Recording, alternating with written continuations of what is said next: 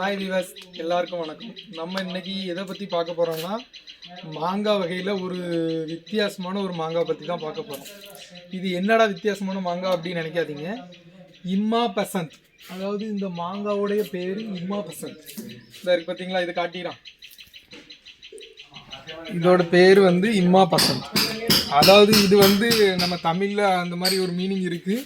ChatGPTல நம்ம செக் பண்ணி தான் இது வந்து போட்டிருக்கோம். இதோட ஸ்பெஷல் என்ன அப்படின்னு பார்த்தீங்கன்னா, இந்த பழம் வந்து தேன் மாதிரி இருக்கும். இது நல்லா பழுத்துருச்சுன்னா தேன் மாதிரி இருக்கும். இது வந்து ரொம்ப காய்ச்சிருந்து. இப்போ உங்களுக்காக நான் வந்து அங்கங்கே காய்ச்சிருக்கிறத மட்டும் நான் காட்டுறேன். இது வந்து விளையில, இது வந்து சின்ன காய் தான். இது ஒரு காயை 2 கிலோ இல்லை 1.5 கிலோ வரும். அந்த அளவுக்கு பெருசாக இதாகும். இது வந்து அணில் கடிச்சிருக்கு. பார்த்தீங்களா எவ்வளோ பெரிய காய் பாருங்க. ஆனால் அணில் கடிச்சிருக்கு. பிச்சு காட்டுட்டா.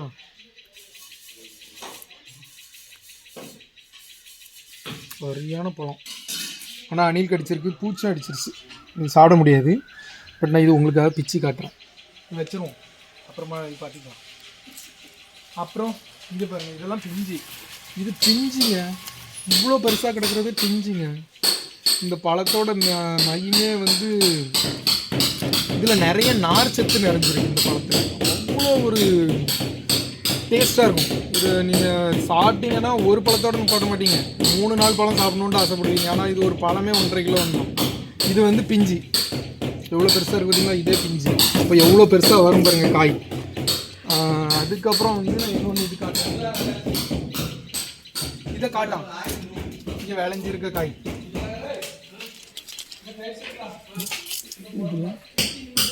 காட்டுறேன். இந்த மாங்காய் பார்த்தீங்களா, இந்த மாங்காய் வந்து இப்போ தான் இது 50% விளைஞ்சிருக்கு. இன்னும் 50% விளையணும்னா அப்போ அது இன்னும் ரொம்ப பெருசாகவே வரும். அது மட்டும் இல்லை, இதோட பழத்தோட டேஸ்ட் வந்து தேன் கூட தோற்றுரும், அவ்வளோ டேஸ்ட்டாக இருக்கும். இம்மா பசந்த், இந்த பழத்தோட பேர் இம்மா பசந்த். ஆமாம், செம்ம டேஸ்ட்டாக இருக்குங்க ஃப்ரெண்ட்ஸ். அதே மாதிரி நிறைய பேர் வீடியோ பார்க்குறீங்க, லைக் பண்ணுங்கள், கமெண்ட் பண்ணுங்கள், ஷேர் பண்ணுங்கள், சப்போர்ட் பண்ணுங்கள். இந்த மாதிரி பழம் நீங்கள் யாராவது சாப்பிட்ருந்தீங்கன்னா சாப்பிட்ருக்கீங்களான்னு கமெண்ட் பண்ணுங்கள். அது மட்டும் இல்லை, இதில் வந்து நார் சத்து நிறையா இருக்குது. நார் சத்து வந்து எதுக்கு நல்லது அப்படின்னு பார்த்தீங்கன்னா, கோடை காலங்களில் விளையிற பழங்களில் சேர்ந்தது தான் இதுவும். அதாவது ஒரு சில பழம் வந்து புளிப்பாகவே இருக்கும்.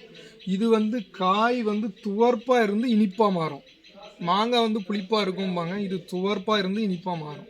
இதுதான் இதில் ஒரு ஸ்பெஷலு. தேங்க்யூ.